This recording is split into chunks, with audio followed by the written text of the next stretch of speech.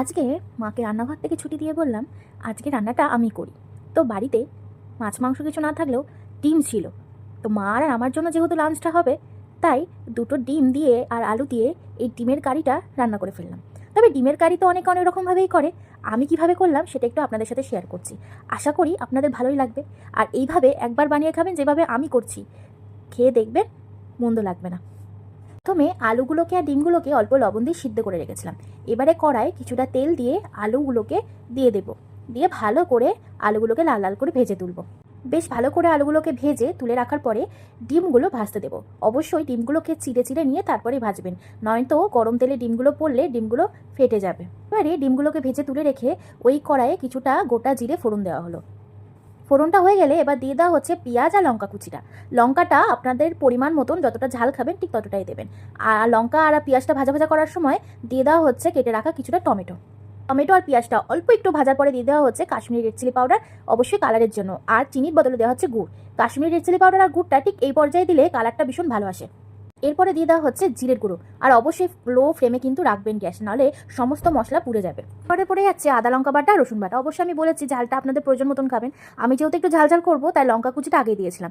এরপরে দিচ্ছি পরিমাণ মতন লবণ। ওটা দেওয়ার পরে না টমেটো আর পেঁয়াজ থেকে হালকা একটুখানি জল বেরোবে, সেই জলে কিন্তু মশলাটা কষাবেন। কোনো জল কিন্তু এই মুহূর্তে দেবেন না, ফ্লেমটা লো রাখবেন।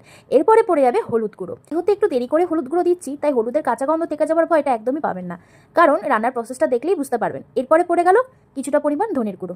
তাহলে সমস্ত মশলাটাকে কষানোর পরে যখন একটু লেগে লেগে আসবে বা শুকিয়ে আসবে, তখনই অল্প অল্প জল দিয়ে দিয়ে কিন্তু মশলাটা কষাবেন। অবশ্যই প্রথম দেখে কিন্তু ফ্লেমটাকে একটু লোতে রাখবেন, নাহলে কিন্তু মশলাটা কষতে প্রথমেই কিন্তু লেগে যাবে বা পুড়ে যাবে। এই অল্প অল্প করে জল দিয়ে যে কষানোর প্রসেসটা সেটা তাহলে আর হবে না। এইবারে কিন্তু অল্প অল্প জল দিয়ে অনেকক্ষণ ধরে কিন্তু কষাতে হবে। অল্প অল্প জল দিয়ে যখন একদম শেষ পর্যায়ে চলে আসবে, এরকম লেগে আসবে আর কালারটা এত সুন্দর হবে, অল্প তেল ছেড়ে আসবে, তখন সামান্য পরিমাণ জল দেবেন, বেশি দেবেন না, কারণ এটা কিন্তু ঝোল হবে না। এইবারে যখন জলটা ফুটে আসবে, মানে ঝোলটা যখন ফুটে আসবে, তখন ডিম আর আলুটা যে ভেজে তুলে রেখেছিলাম সেটা দিয়ে দেবো। এইবারে দেবো ঠিক নাড়াচাড়া করার পরে কিছুটা গরম মশলার গুঁড়ো। আচ্ছা, এখানে বলে রাখি, গরম মশলার গুঁড়োটা দেওয়ার পরে কিন্তু আমি ফ্লেমটা কিছুক্ষণ হাই রেখেছিলাম। এই যে এবার নাড়াচাড়া করলাম, এইবারে কিন্তু ফ্লেমটাকে আমি লো করে দিয়েছিলাম কিছুক্ষণের জন্য। ঠিক লো ফ্লেম করার পর কিছুক্ষণ পর দেখবেন ওপরে তেল ভেসে আসছে। যখন দেখবেন ওপরে তেল ভেসে আসছে, তখন আবার কিছুক্ষণের জন্য হাই করে দিয়ে গ্যাসটাকে বন্ধ করে ঠিক ওই পর্যায়ে ডিমটাকে কিন্তু রেখে দেবেন। তাহলে কিন্তু এত সুন্দর কালারটা আর ডিম কারি যেটা সেটা কিন্তু হবে। এইভাবে প্রসেসে করে দেখবেন, আশা করি আপনাদের খুব ভালো লাগবে। দেখতে পাচ্ছেন ছবিতে যে কতটা সুন্দর কালার এসেছে, আর ডিম কারি যেটাকে বলে সেটা কিন্তু হয়েছে। একবার বাড়িতে ট্রাই করবেন আর আমাকে কিন্তু অবশ্যই সেটা জানাবেন কমেন্ট করে।